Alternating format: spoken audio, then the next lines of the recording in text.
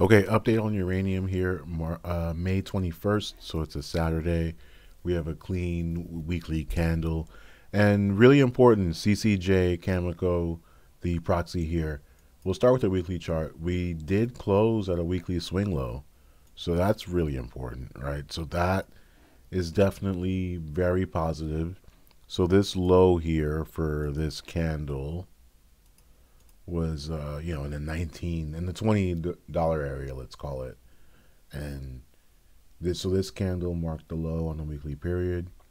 We closed even above the high for that candle that marked that low, and so very promising. At the same time, look at this is your 10 period moving average, so in this case the 10-week moving average, because this is a weekly chart. Look at the distance, right? So that's up here around in the 20, almost $27 range, and it's actually moving lower. So as the days go on, this is going to actually be a lower number over time. And so it's very possible that even if this is an ICL, we could rally up to that $27 level and then kind of fail. And again, that's actually going to go lower. I see this wick here as major possible resistance. That's at 27.60. So moving average or not. And if you look at just a cross section of different uranium plays, you can really see the relative strength. So next gen, that's the one that's clearly sticking out as relative strength, meaning, stronger.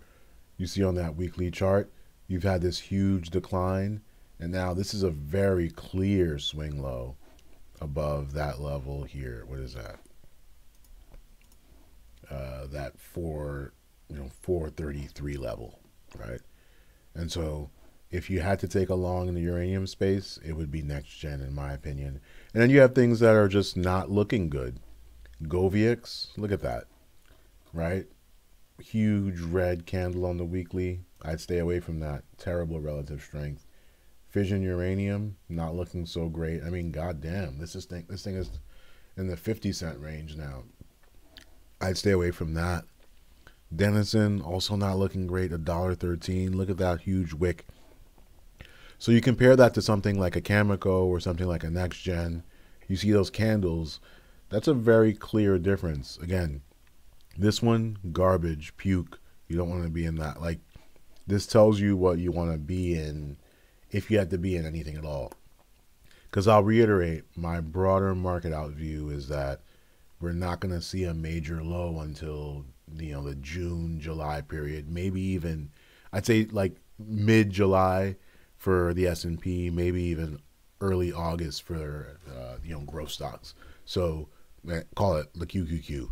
And so I would say if you had to be long, again, Next Gen or Cameco is showing relative strength, but I'd actually wait for a low. Or if you're, you want to be aggressive, there's a short setting up.